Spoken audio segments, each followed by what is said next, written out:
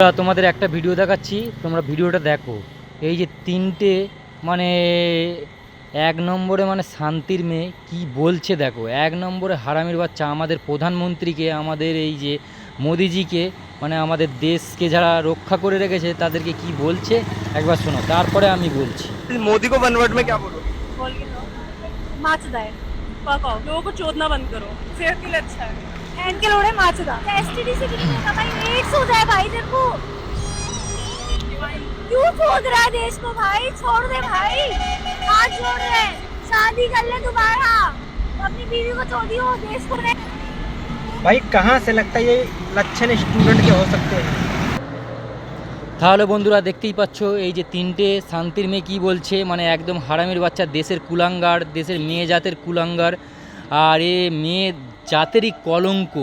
মানে এইসব মেয়েরা যদি আমাদের দেশে থাকে, আরও বন্ধুরা তোমাদের সবাইকে বলে দিচ্ছি, এইসব মেয়েরা যদি দেশে থাকে, দেশের তো আরও তো খারাপ হবে, এদের সঙ্গে যারা মিশবে একদম খারাপ হয়ে যাবে। আর এ হচ্ছে মানে এক নম্বরে মানে ড্যাশ মেয়ে আছে, মানে ও বাড়িতে মনে হয় ওর বাবা মার সঙ্গে ঠিক এইভাবেই মেশে। ওর বাবাকে হয়তো বলে ফাদার চোত, ওর মাকে বলে হয়তো মাদার চোত, আর ওর বোনকে বলে মনে হয় ব্যান চোত। এইভাবেই কথা বলে। ওর মা যদি জিজ্ঞেস করে কী রে কোথায় গেছিলিস, বলে মাদার চোত। ওর বাবা যদি জিজ্ঞেস করে কোথায় গেছিলিস, বলবে ফাদার চোত। এইভাবেই কথা বলে। কেননা এরা যদি সত্যি স্টুডেন্ট হতো, সত্যিকারেই যদি মেয়ে মানুষ হতো, তাহলে এইভাবে কথা বলতো না। যে বাইরের লোককে, প্রধানমন্ত্রীকে সম্মান দিতে জানে না, সে আবার বাড়ির বাবা মাকে কেমন করে সম্মান দেবে? এই সব নষ্ট মেয়ে ছেলে দেশের কুলাঙ্গারা। যেই সব বন্ধুরা তোমাদেরকে বলছি, এদের সঙ্গে যেই করছো, রিলেশনশিপে আছো, একদম ছেড়ে দাও। আজকের এই দেশের প্রধানমন্ত্রীকে এইসব বলেছে, কালকের হয়তো তোমার বিয়ের পরে হয়তো তোমার গাঁড়ে বাঁশ দিয়ে দেবে। তাই জন্যে বলছি এইসব করো না, তোমাকে মানে পায়ের তলায় করে রাখবে। এইসব মেয়েদের সঙ্গে মিশো না, এদের থেকে দূর হাঁটো।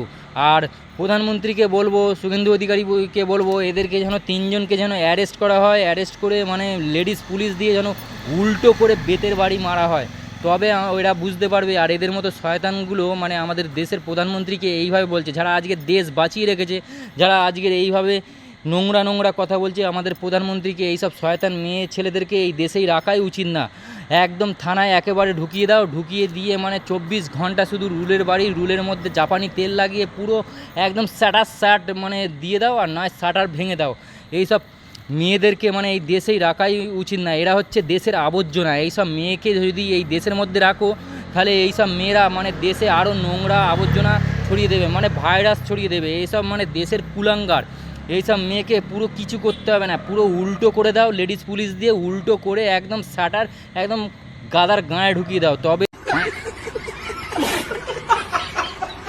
এইসব মেয়েরা বুঝতে পারবে। আর এরা মেয়ে তো মেয়েই না, এরা হচ্ছে মানে একদম কি বলবো, একদম শান্তির মেয়ে হচ্ছে। এরা হচ্ছে ড্যাশ মেয়ে, মানে ওই চারিদিকে ড্যাশ করে বেড়ায়, তো এই জন্যে মানে এরা এই ধরনের মানে বাবা মার সঙ্গে কীভাবে কথা বলতে হয় সেটা জানে না।